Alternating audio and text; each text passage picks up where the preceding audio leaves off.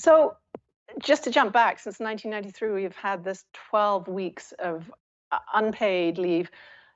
In your research and in your understanding, looking at this sociologically, how have women made this work? And it is largely women. It was largely women. That may be changing. But how have they made it work? So the technical term is spit and duct tape. But I mean, but more seriously, we've had a growth of a childcare sector. Now that sector is under a lot of pressure. It was disproportionately affected by the pandemic.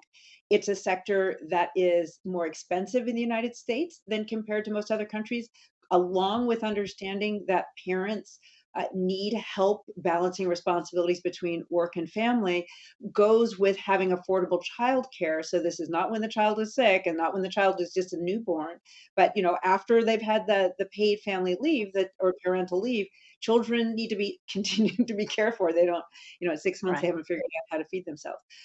So in most other countries also more heavily subsidize their childcare sectors. In the United States, not only is it an expensive sector for the parents, but it's also not a very well paid sector for the providers. So it's got a precarious business model. It's very labor intensive. We still, little babies still need to have, just like the ratio of 2 babies to 1 caretaker. You can't have 20 babies in a room with, just 1 caretaker. We can't scale that with technology.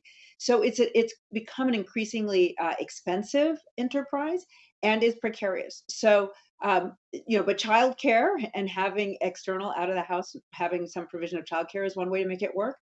Families have had to, work together. So you find families where one parent is working days and one parent's working at night, so they have somebody who's available.